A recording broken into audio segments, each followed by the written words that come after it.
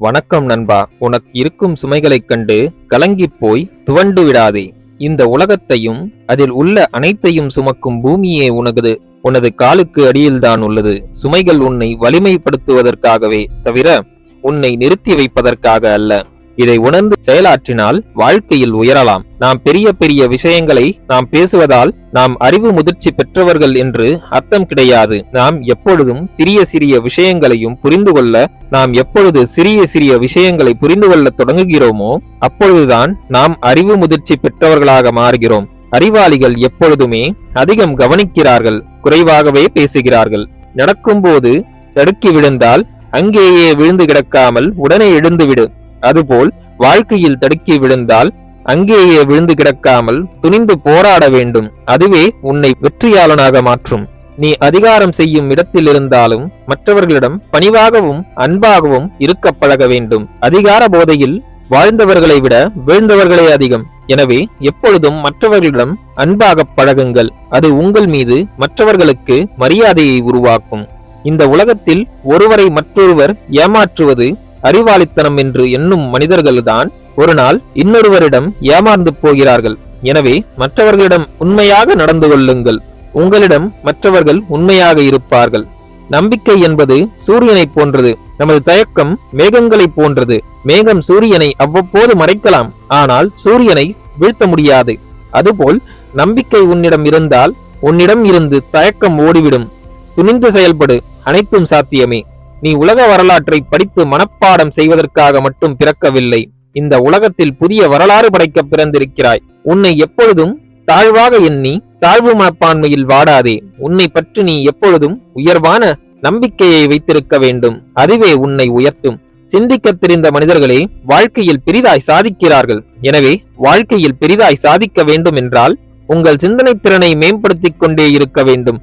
உங்கள் வாழ்க்கையை நீங்கள் மாற்ற விரும்பினால் நல்ல சிந்தனைகளில் ஈடுபடுங்கள். எல்லாம் சரியாக செய்து முடிக்க வேண்டுமானால் எதையும் சுயமாக செய்ய பழகுங்கள். மற்றவர்களின் ஆலோசனை கேட்டு செய்வது தவறு கிடையாது. ஆனால் அந்த ஆலோசனையை உங்கள் அறிவை கொண்டு ஒரு முறை ஆராய்ந்து அது உங்களுக்கு சரி என்று பட்ட பிறகே அதை செயல்படுத்த வேண்டும். வெற்றியடையும் போது மனதை லேசாகவும் தோல்வியடையும் போது மனதை உறுதியாகவும் மாற்றுங்கள். வெற்றி தரும் போதையில் மூழ்கி போனால் வெற்றி நிலைக்காது.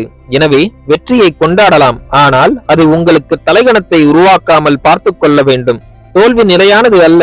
உன் முயற்சியை நிறுத்தாமல் செய்து கொண்டே இருந்தால் அந்த தோல்விக்கே தோல்வியை தந்து நீ வெற்றி பெறலாம். பிறர் உன்னை புகழ வேண்டும் என்பதற்காக நீ போலியாக நடந்து கொள்ளக்கூடாது. புகழுக்கும் பாராட்டுக்கும் செய்யப்படும் நடிப்பு ஒரு நாள் மற்றவர்களுக்கு தெரியத்தான் போகிறது. எனவே நடிப்பதை நிறுத்திவிட்டு உண்மையான மனிதர்களாக மாறுங்கள். பாராட்டுகளும் புகழும் உன்னை தேடி வரும். அளவுக்கு மிஞ்சினால் அமிர்தமும் நஞ்சு. அது உணவுக்கு மட்டுமல்ல, உறவுகளுக்கும் தான். மற்றவர்களிடம் அனுசரித்து செல்வதற்கும் ஒரு அளவு உள்ளது. அதை மீறி அனுசரித்து சென்றால் அவர்கள் உங்களை ஒரு அடிமையாகத்தான் பார்ப்பார்கள். பட்டை தீட்டப்படும் போதுதான் வைரமும் ஜொலிக்கும். அதுபோல் கடினமான சூழ்நிலைகளை மனிதன் சந்திக்கும் போதுதான் அனுபவசாலியாக மாறுகிறான். தவறு என்பது ஒரு முறை செய்தால் அது தவறிச் செய்தது என்று உங்களுக்கு மன்னிப்பு கிடைப்பதற்கு வாய்ப்பு உள்ளது. ஆனால் திரும்ப திரும்ப அந்த தவறை செய்யும் போது அது தப்பாக மாறுகிறது. அதற்கு மன்னிப்பே கிடையாது.